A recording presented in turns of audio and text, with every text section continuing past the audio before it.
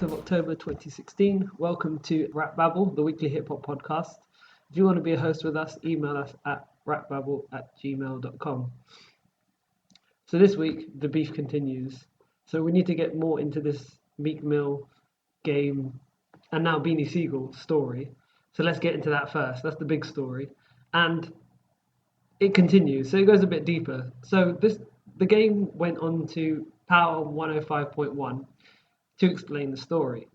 And at first I was very suspicious of his motives because he just came out and dissed Meek Mill near his album coming out, but didn't seem to have any reason. But then he went on Power 105.1 and explained it all. So now it all makes total sense. And my first instinct was right. Game isn't the type of person to do all this stuff for publicity. He's never done that before in his past. So it didn't make sense. And he's not doing it for that. So the story is that Sean Kingston had his chain snatched from him. So he was robbed. It was worth 300 grand, which is ridiculous. No one should be walking around with that much money. Meek Mill and the game were in the same establishment on the same day. So the game says that he mentioned to Meek Mill, it was like a warning, sort of don't hang around too long here in the club. Bad things tend to happen. Maybe you should go at some point. Don't stay too long. And I've heard this warning before from other rappers. I remember 50 Cent saying this. Lloyd Banks got shot in this similar sort of situation. Like he was hanging around in a club when it was all over. Everyone was in the parking lot, and 50 Cent would just say like something's going to happen. Then you shouldn't be there at that time. You should just go. So from Game's perspective, it was just a warning. And then the chain was taken from Sean Kingston later that night. And then Meek Mill must have mentioned to Sean Kingston what the game had said to him. And he must have interpreted it differently. He could have seen it as, I'm going to do something tonight and I don't want you caught up in it. So why don't you leave early so you don't get into trouble? Could have been a threat. I would have personally taken it the first way as just a warning, or just a general warning.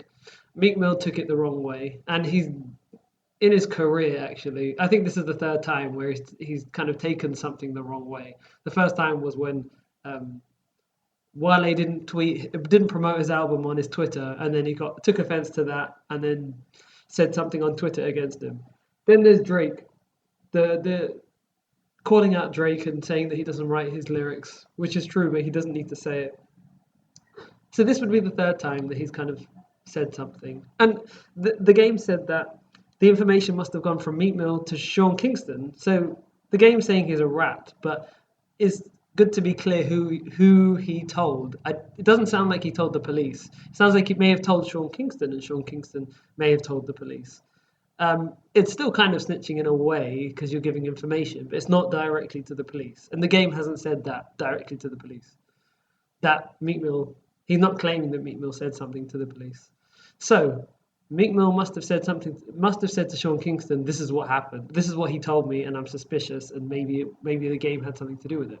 Then Sean Kingston goes and tells the police, and then the police go knocking on the game's door and investigate him. The time between the robbery and the police coming to the game is a long time, but it's the police coming to his door that triggered all of this stuff.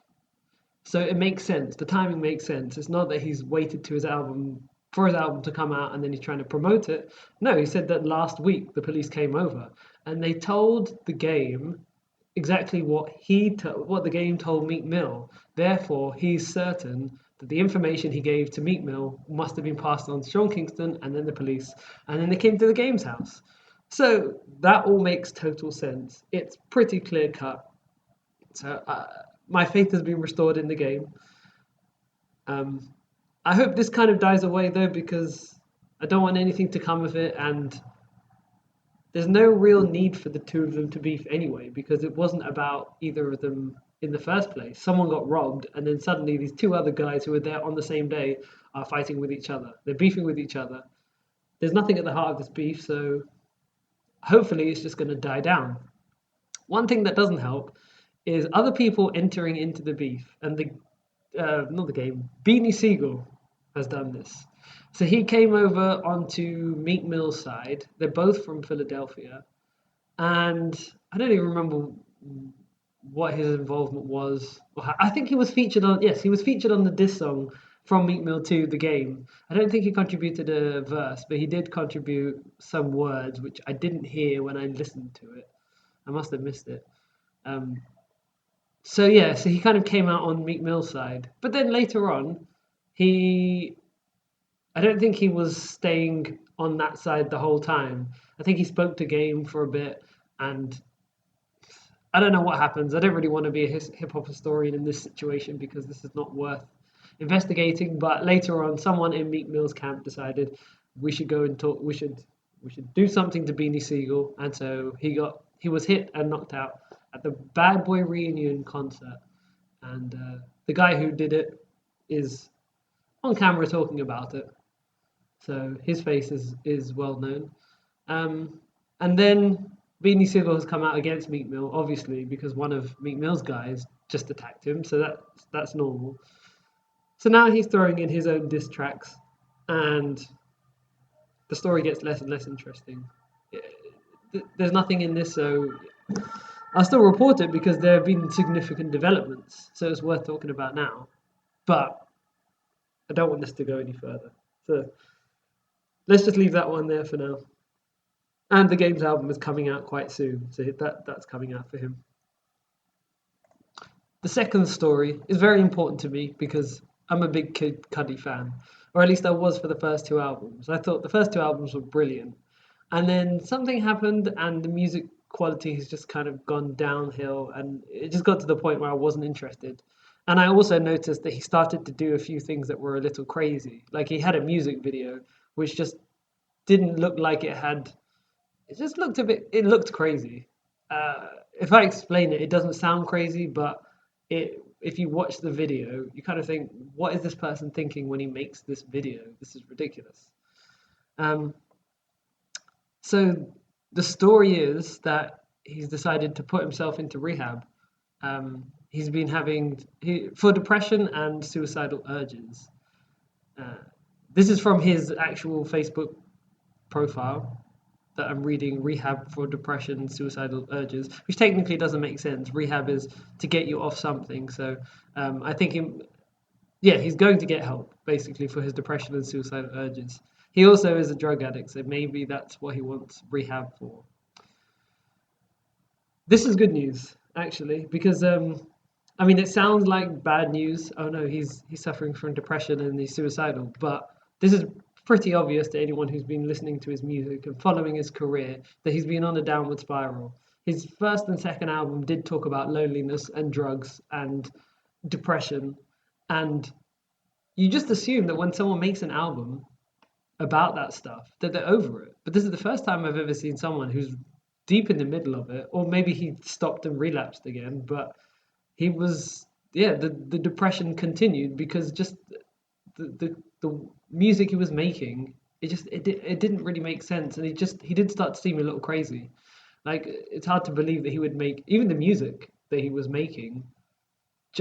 You have to go and listen to it to understand it. It's really hard to describe. But I'm talking about Speeding Bullet to Heaven, which just got some awful reviews and just sounded like noise and just did sound like someone who was a little bit unhinged in the decisions he was making for what to put on the album. It just sounded like a total mess.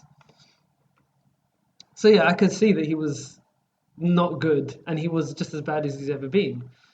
So that was no surprise to me. So to hear he's going into rehab is really good news. It means he's taking control of his life and he's actually trying to solve his problems. He put out a song called Frequency as well, which I loved. It felt like it was a return to the old Kid Cudi. So these are good signs. Maybe he's on the mend, and hopefully he'll be back to making music like the first two albums, and more importantly, he'll be happy because he would be one of those cases of people who kill themselves, either accidentally or on purpose. I mean, it's suicidal urges. He says it in his Facebook post. And he has a big post, a couple of paragraphs long, where he's just talking about about the depression and talking about how he feels and how he's unhappy and how he has no friends, and even says he can't promote his new album. He's I won't be around to promote much, but the good folks at Republic and my manager Dennis will inform you about upcoming releases. So that's just a quote from it. But yeah, he's just saying I'm walking out for the time being, and he needs to. It's just unusual to hear a singer or a rapper just completely dodge all the promotion when your album's coming out. But it's extremely important. So I have high hopes for Kid Cudi, and he made up with Kanye West as well. They put out a song, so it seems like Kanye was being mature and reaching out to Cudi, and they managed to connect and solve their differences. And I'm hoping that Kanye saw that his friend was not in a good place, and he's not on good music. He was dropped a while ago, probably because of the crazy music he's making and the fact that he's probably not doing a good job. You know, when you're depressed or when you're a drug addict, you tend not to perform very well. Isaiah Rashad, who's on the record label TDE with Kendrick Lamar, was talking about his addiction and how he was put on the bench for a while until he sorted himself out, and now he's back with some new music. He's got an album called The Sun's Tirade. But there was an interesting podcast episode of Juan Epstein, which is Peter Rosenberg and Cypher Sounds, formerly of Hot 97. One is still there, one left. And they were talking, they were interviewing him, and it was interesting to hear someone just candidly just talk about their problems. And I don't think he was all the way through it, but he had at least gained control of the beast, whereas he hadn't completely slayed it. But this is good news for Kid Cudi. Going back to Kid Cudi, this is good news. Next story we have is Jay-Z's making biopics. So there are two in particular. So he signed a deal with the Weinstein Company, and he's going to start to make TV shows and films. And I wonder if he has been inspired by 50 Cent and his big hit Power. Power is huge, and it came out on a very unknown network, but it's the biggest show there. And it's essentially his TV Get Rich or Die Trying. It's his breakout hit, and it's confirmed him as successful in that industry. And he's been trying this for a while. He had G-Unit Films, which is still going on. He had 10 films, which his films did not make any impact, really. And then he started going into TV, and this is probably his second show. He had an apprentice style show called Power as well. And then he had this one, the fictional Power. And I've seen Series 1 and Series 2, and I love it. I think it's a brilliant show. And 50's in it as well. Anyway, going back to Jay-Z, so maybe he saw that, or maybe he just decided by himself, I want to make TV. Or based on what he's actually making, he's probably thinking, I'm going to try and impact the culture and change the culture. So here are two examples of what he's doing. The Richard Pryor one, firstly, he's attached to the project without being fully in control of it.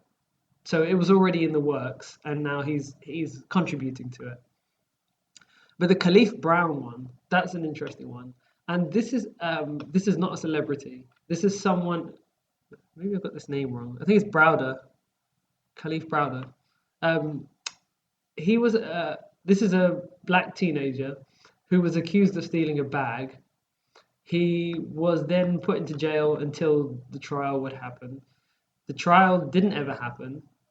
He was released eventually after 3 years. He did 2 years in solitary confinement. He obviously had a bad time in prison, so that would really affect you. You know, he got beaten up several times. The guards would mistreat him, and this is someone who wasn't guilty, number one, and I don't know if he had any criminal history before that, but that kind of situation really changes you and affects you. So if he went in totally clean, then they've just totally ruined someone. One thing I don't understand is how he managed to stay there for 3 years without having a trial. That doesn't really make sense, and that part has to be explored. That's the ultimate failure. I mean, people now, after this story came out, there are calls for people like Kalief Browder to be tried as a minor because he was of minor age, but he was tried as an adult, which wouldn't save any of the adults who have the same problem. So really, that I you change that, but that's not the big issue. The question is, why didn't he have a trial, or why wasn't it just over within 2 weeks? Like, if they can't put a case together, then that should be done. There might be more to the story than that. I find it highly suspicious that just he sat in jail for 3 years and there was no case. It can't take you 3 years to realize there's no case. Especially, it doesn't even sound like there was a case. He was accused of taking a backpack. Did they find the backpack? I mean, as far as cases go, it doesn't sound like it's a very difficult one to solve if you just find the whereabouts of the backpack. So doesn't make sense to me that it'd take 3 years to figure out, oh, the backpack's here. Someone had it all this time, or someone else took it. So there must be more to the story than that. I think there's another part to the story. Anyway, Jay-Z wants to tell that story. And I saw an interview with Jay-Z was giving a press conference with Kalief Browder's mother. And he's invested in this story. And he is becoming a bit more involved in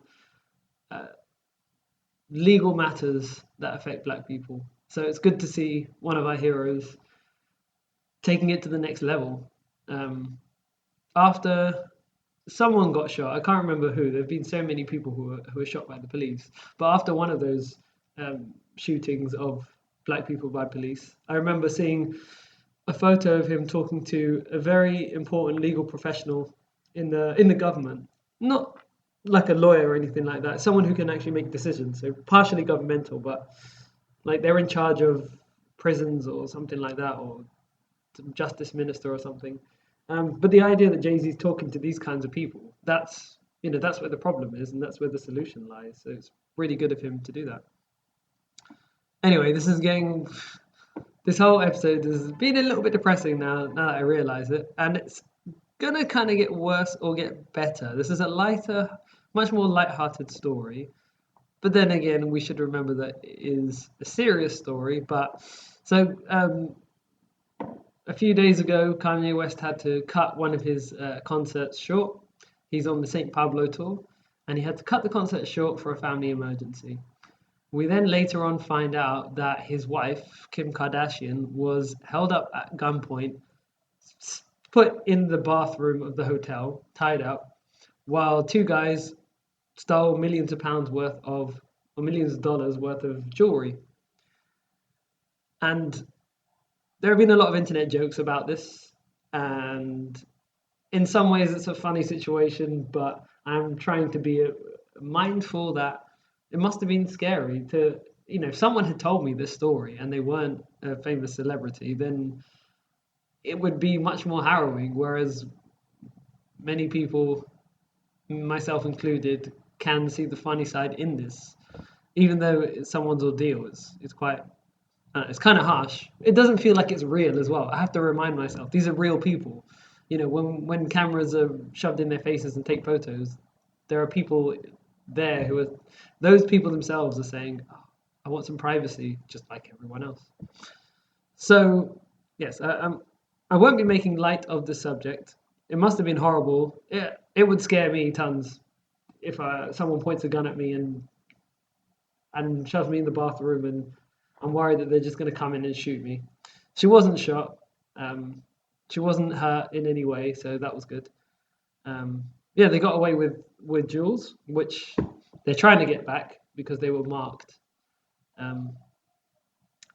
Although, to put the story in perspective, there was a hurricane that hit Haiti that killed tens of people. So let's keep it in perspective. Anyway, that's all the news I have for you this week. And I'll be back next week with another episode. See you next week.